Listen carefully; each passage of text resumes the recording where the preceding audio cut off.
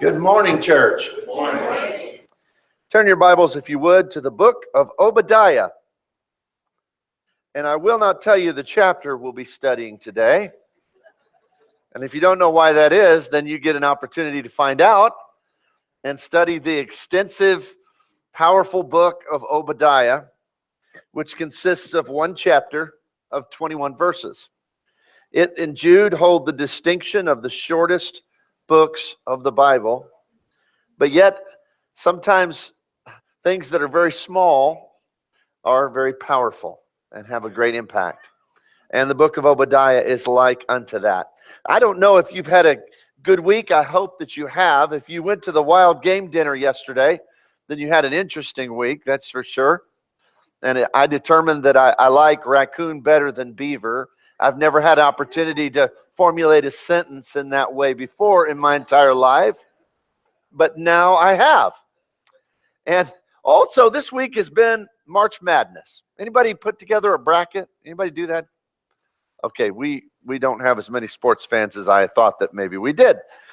Well, every year we do this, and in the office we have a bracket that we, a little friendly competition that we put together here. And as of yesterday, with Villanova, who was supposed to go and win the whole thing, according to most people's brackets, with their early loss, I think Andrew Haroon is winning our bracket as of right now.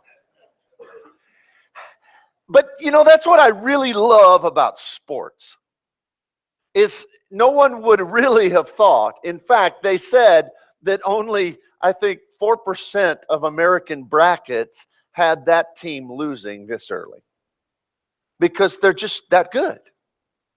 They were the number one seed in the entire tournament, the best of the best. Not supposed to lose until maybe the Elite Eight or the Final Four, and most folks had them winning the whole thing, them or Gonzaga. And so you look at a team like that who won last year and supposed to repeat again, and you wouldn't think at all that they could lose. In fact, the odds would say that they can't. But every single year, one of them does. And that to me is what I think is most special and powerfully educational about the arena of American sports. Because it teaches us two things. It teaches us that no matter the odds and no matter your disadvantages, there's still always a chance. If you give it your all, and if you pour everything you have into it, no matter how slim, no matter how difficult, no matter how insurmountable it may seem, there's still always a chance. And folks, that is the essence of what we call faith and hope. And I think that's a beautiful thing. But on the opposite side of the equation is a principle that isn't looked at as often, and that is that it also means that no matter how strong you think you are not invincible. That no one is beyond being beaten. That no one can aspire to a place where they can't be threatened any longer. And if you let down your guard and you become arrogant, prideful, and get to the point where you think that you can't, that's when you fall. And as we consider that, I think it's a good backdrop for what we're going to look at today in Obadiah. Because Obadiah, the short book of prophecy, is God's message to the descendants of Esau. Remember Jacob and Esau, the two rival brothers? And of course, Jacob's children will end up being the children of Israel, the Israelites, the Jewish people. But the descendants of Esau are going to be addressed here from the people of Edom. Now, Edom is on the other side of the Dead Sea. It's up in the hills, in the mountains, and it overlooks the Dead Sea, and it sees across that sea to the people of Israel there in Canaan. And in this, for years and years and years, there wasn't direct conflict, but just like siblings will have their continued struggles, so Israel and Edom would continually have rivalry and strife. Even when they didn't have open conflict, they'd have rivalry and strife. And there's almost a sense at which Edom would look at all the trouble that Israel would go through, and they would. And they'd sit back and they'd smirk, almost like a sibling would. You know, when my sister used to tell me all growing up, well, you should have known better than that. Or, well, now you know that you're always going to get what you deserve. Or, yes, I told Mom because she needed to know. You know, it's almost that sibling kind of, but on a national level. Think about how this took place. Edom had sat back from their mountain fortress overlooking the Dead Sea, seeing their brother, Israel, over the course of 400 years, go through struggle after struggle after struggle. In 916 BC, Shishak, the Pharaoh of Egypt, came and sacked Jerusalem and took all of the gold and the silver and the riches of Solomon and took it all back to Egypt. And Edom, right there across the Dead Sea, in full ability to come and help, sat back, watched, and smirked. Then, in 895 BC, the Philistines came up and they sacked Jerusalem and they took what riches were left. And there across the Dead Sea, in their mountain sanctuary, their brother sat back and smirked. In 790 BC, Israel was sacked once more. And they sit back and they smirk. And finally in 586 BC, when Nebuchadnezzar brings his hordes through and lays waste to the city of Jerusalem, tears down the temple, tears down the wall, across in their mountain sanctuary, the brother of Edom sits back and watches. And this is considered by God to be treachery. You see, when my sister would act that way, it was only acceptable because my mom didn't hear it. Because if my mom had heard it, she'd turn to my sister and she'd say, "You're supposed to be a team. You're supposed to be together. You're supposed to be supportive of one another. Don't be that way." And every mama in here knows it. The thing that you hate the most is kids in the car or at home or wherever it is. You just want your kids to get along. You don't want them to fight and to fuss. I remember one time Lenora asked our girls, our girls were about the same age, and my daughter's here today, so maybe I won't include this part in the second service, but they're about the same. They're 2 years apart, and they've always, since they got to about 13, they've worn the same size clothing and the same size shoes. That's a problem with two teenage girls. And I remember Lenora, when one of them asked, "What do you want for your birthday?" She said, "I'd like for y'all to get along for one day." I remember her saying that. Mamas, do you ever feel that way? Just get along for one day. And so when one child is constantly berating or living in joy with the misery or the hurting of another, a parent looks at that as treachery. And that's exactly what happens here in our text. Look at verses 10 through 12. "For your violence against your brother Jacob, shame shall come over you, and you shall be cut off forever. In the day that you stood at the other side, in the day that strangers carried captives his forces, when foreigners entered his gates and cast lots for Jerusalem, even you were as one of them." God says, you're just as bad as those who came and abused and mistreated your brother, because you sat by and you smirked rather than giving him any aid. You see, Edom's problem was really a problem of the heart. It was a problem of pride, a problem of arrogance.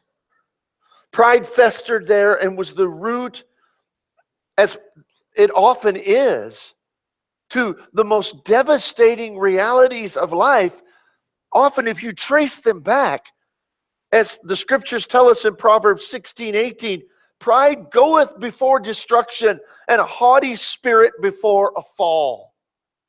And I've witnessed it. I know you've seen it as well. People who their life could be wonderful if not for their pride. People who could have achieved anything in life if pride hadn't held them back. If they weren't too prideful to ask for help. If they weren't too prideful to admit they were wrong. If they weren't too prideful as to say that the problems in my life are my own fault and I need to address them.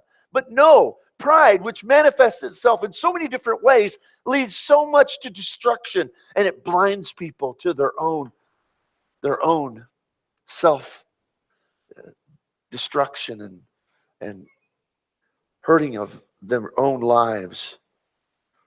So pride led them to take security in some strongholds in their life, in their existence, that truthfully weren't anything to trust in at all. Just like that supposedly unbeatable basketball team takes pride in their three-point percentage or the height of their center and their forwards or whatever statistic they think makes them so good. But yet when it comes down to it, that pride causes them to forget that anybody can be beaten. And that's the state that we find Edom in the text in the book of Obadiah. There were 5 things that the people of Edom trusted in that they shouldn't. But because of their pride, they were blinded to think that those things would keep them safe no matter what. The first is found in verses 3 and 4 of the text. Verse 2 says, "Behold, I will make you small among the nations, and you shall be greatly despised. For the pride of your heart has deceived you, for you dwell in the clefts of the rock. Your habitation is on high, and you say in your heart, who will bring me down to the ground?" Now, I mentioned before, Edom was built in the clefts of the rock. It was built on a mountain fortress. And in ancient times, a mountain fortress was a fortress of fortresses. Because how they would typically take a city is they would come and either surround it. That's difficult to do if it's built in a mountain, because it's difficult to find places for the besieging army to camp. Or else they would try to take the walls through siege ladders. Impossible to do. And anytime you have a defensive position, to be higher up, to be on the highest ground, looking down and making the attackers come up and work their way to you strategically has always been the best position to be in. So Edom went through all these 400 years, and as Jerusalem was sacked and destroyed, Edom sat back and they had no problems at all. No one took them or their city. Now it will happen, but they have become arrogant, prideful, confident in, first of all, their earthly defenses, their physical security. And that's no different than people today. There are folks that because they think that they are secure, because they think that they live in a safe society, supposedly, or in the best neighborhood of town, or because they have taken every precaution against being invaded in their home or robbed or mugged or whatever it may be, because they have good security on their house or their car, or they think that whatever it is in their life that they have built to keep them safe, that's strong and that's good enough. They think that that's where security lies. But they forget about Villanova, and they forget about Edom. And countless other examples in history that say that no matter how much you shore up your defenses, you can't ever sit back in pride and say, I can't be beaten. You can. You see, that's why we say all of these are truly a pride problem in their core, at their root. James chapter 4:14 says that you do not know what your life will be like tomorrow. You are just a vapor that appears for a little while and then vanishes away. And what that tells us is that No matter what plans we make for today, tomorrow laughs at today's plans. Tomorrow can change in an instant everything we know about right now. So don't put your security in that. The second thing we see in this text is in verses 5 through 6, where it says, "For if thieves had come to you, if robbers by night, oh, how they will be cut off. Would they not have stolen till they had enough? If grape gatherers had come to you, would they not have left some gleanings?" You see, they also, because of this position of freedom from conflict over the course of 400 years, Edom had become rich. They hadn't had any of their wealth or riches stolen by these invading, sacking nations. And so they took confidence that they had so much wealth, things. Now, we all know that we see that every day. People who put their security, who put their confidence in making sure that their IRA is at a certain point or that their retirement is set, who think that money and things and wealth can somehow bring life security. I mean, I think we all fall into that, don't we? I mean, we call that very thing that we pay into every pay period and that pays us every year after we reach 65 or 68 for me, or 60, 71 for some of you who are younger, or whenever it is. We call it Social Security. But is it? Is it? Is a $1,600 check every month from the time you're 65 till you die, is that security? But we call it that because our society has bought into the same thing that the Edomites had, that if we have some steady income, if we have money, that brings with it security. But it doesn't. As they're going to find out, earthly treasures can be stolen away. People are so motivated by greed, but often they lose everything, family, integrity, soul, to acquire that security. But Ecclesiastes 5:10 puts it well. When it says, "He who loves money will not be satisfied with money, nor he who loves abundance with its income. This too is vanity." And we've seen so many examples of this where, like a Villanova, someone sets themselves up with all of this financial security. And then, like in the late 90s, the tech boom crashes. How can that happen? Or in the 1920s, the entire economy collapses. Or just a few years ago in 2008 and 2009, the stock market makes a complete readjustment. You realize that no matter how much you have in your bank account, it's not secure. Because our country's in debt, what, trillions and trillions of dollars? I don't even know what that means. Honestly, I don't. Who do they owe it to? That's not really clear when you look at it. It's strange. And here's the thing. We're all taking security in something we don't even really understand. I mean, the money, if all of us took our money out of the bank, there wouldn't be enough bills. There's no real money. It's just ones and zeros in some computer somewhere. I don't even understand why these teenagers can't just make up more money on the computer. That's all it is. What's keeping people from doing that? I don't know.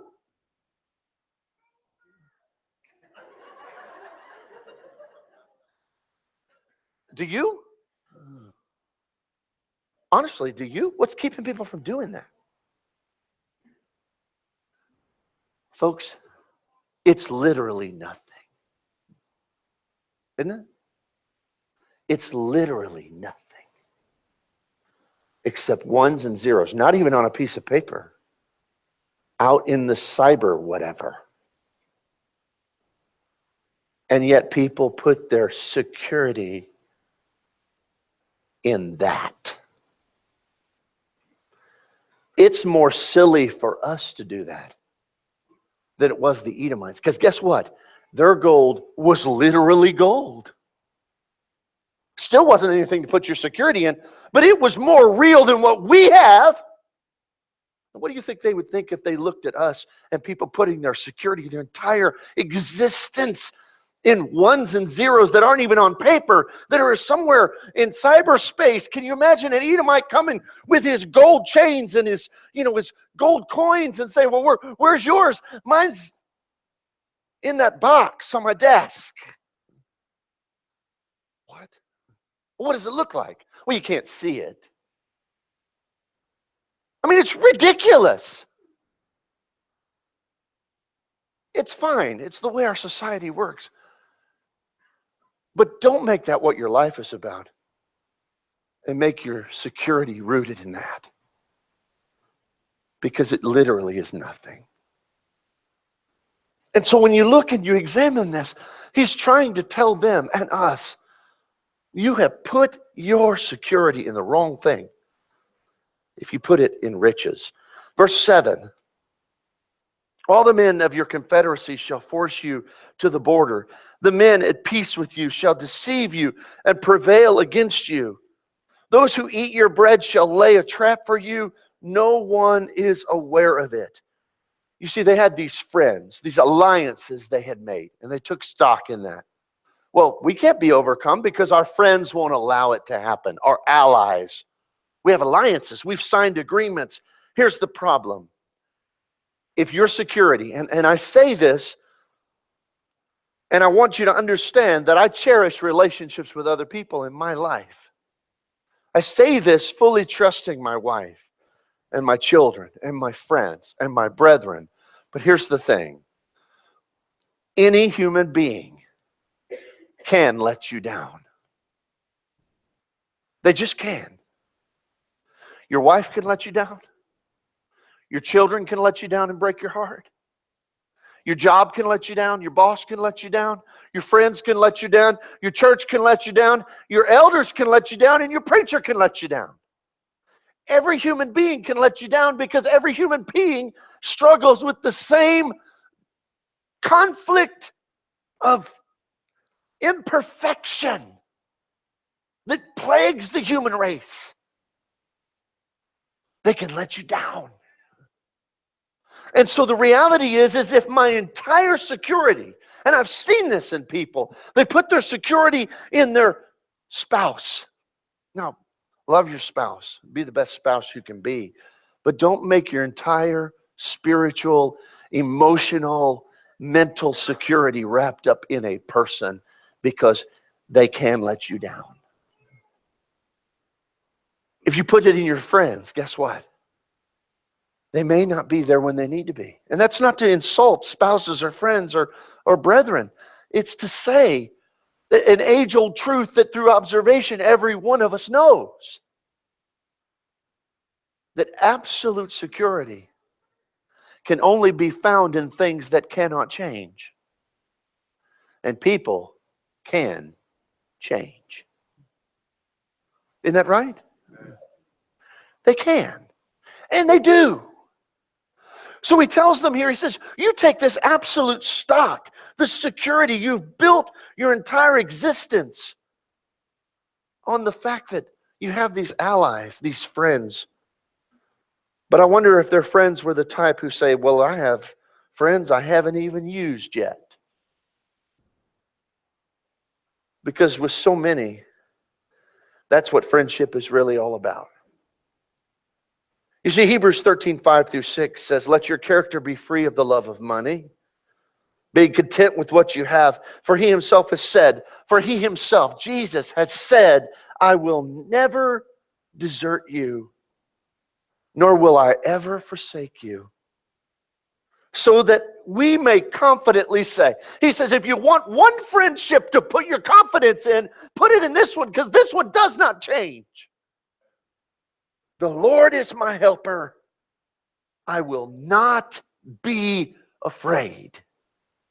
For what can man do to me?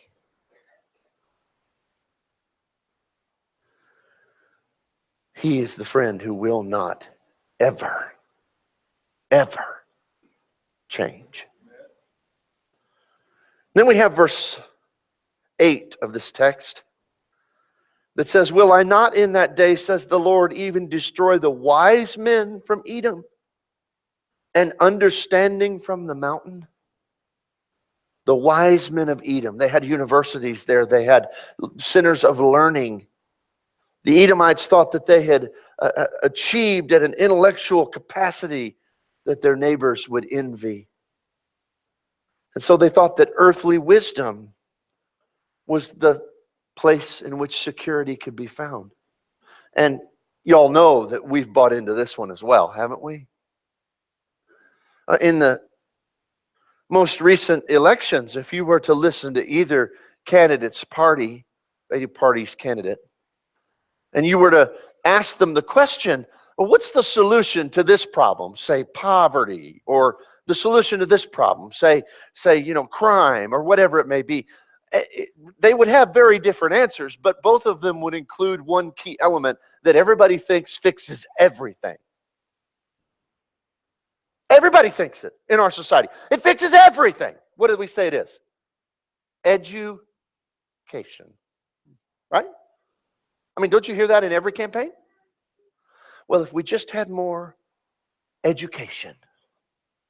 And the implication of that is that, well, if you have more education, then people will become wiser. And if people are wiser, then they'll know what's better, and then they'll do that. You see, that presupposes a basic idea that's absolutely wrong. And that is that people at their core, when they know more, will do good things. Right?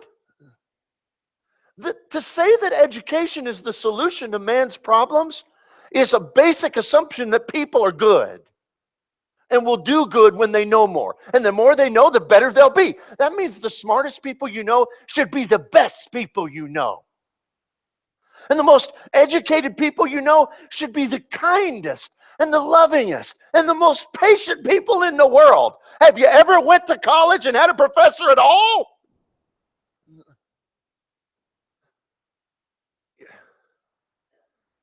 Are they the kindest, most loving, most patient, and most tolerant people in the world? No.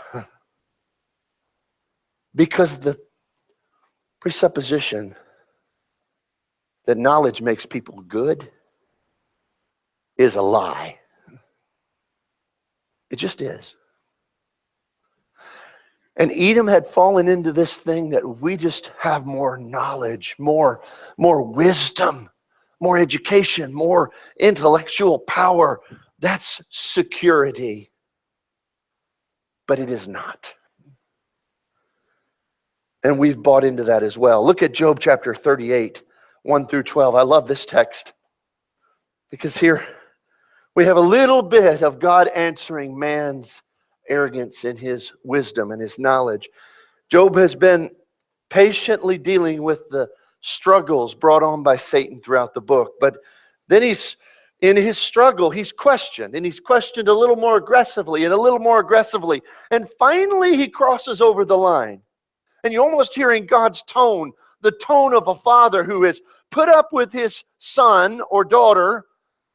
I wonder why I said son first in that. But son or daughter who is complaining because they're not happy about something, and he's patiently put up with it and patiently put up with it. And then maybe the son or daughter crosses the line and gets just a little bit disrespectful in it. So this is how God answers.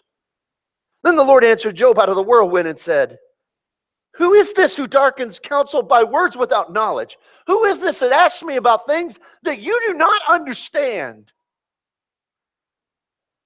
Now prepare yourself like a man. In other words, you want to be a man? Okay. You want to think you know a lot? Let's talk. I will question you and you will answer me. Where were you when I laid out the foundations of the earth? Tell me if you have understanding. Tell me if you know. I'm waiting. Where were you? Who determined its measurement? Surely you know. And who stretched the line upon it? To what were its foundations fastened? And who laid its cornerstone? When the morning stars sang together and the sons of God shouted for joy, who shut up the sea within its doors? And when it burst forth and issued from the womb, when I made the clouds its garment and thick darkness a swaddling band, when I fixed my limit for it and set bars and doors, and when I said, this far you may come, but no farther, and here your proud waves must stop. Have you commanded the morning since the days began and caused the dawn to know its place? If ever man begins to think or take pride in his intellect, he should read those words. Because as much as education is a good thing, and knowledge is helpful and to be commended, it is not something for which to put your eternal security. And then verse 9. Then your mighty men, O Teman, shall be dismayed, to the end that everyone from the mountains of Esau may be cut off by slaughter. Their mighty men. People still do this as well. They think that if they have physical might, that there's security in that. They spend days and nights at the gym. They buy the newest, best diets and fads. They find the most perfect supplements or oils or whatever it is they choose to use, which is nothing wrong with those things in and of themselves, unless you believe that is your security. And that's where you find your strength. See, bodies age and people die. What a weak stronghold. Think about that. If I find my identity, my security in this physical body, and I can't stop it from aging and deteriorating every day, common sense tells us that's a poor stronghold for my security.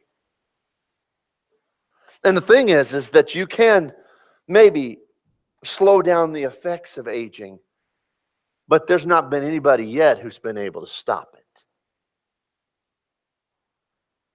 Psalm 71 verse 9 says, do not cast me off in the time of old age, and do not forsake me when my strength fails. And there the psalmist is saying to God, I want to remember you every day of my life, because I know that my strength isn't enough. That security needs to come from you, O Lord. So as we consider this prophecy to the people of Edom, what's the point? Well, just like March Madness has taught us a lesson this week, that no matter what, the underdog, there's always the chance they can rise up. But even more importantly, one should never believe that they're so strong, that they're so good, that they know so much, that they're so well trained, that physically or financially or intellectually or because of their friends or their acquaintances, that there's nothing in this world, and that's the point. There's nothing in this world that can truly be a basis of our security except faith in He who does not change.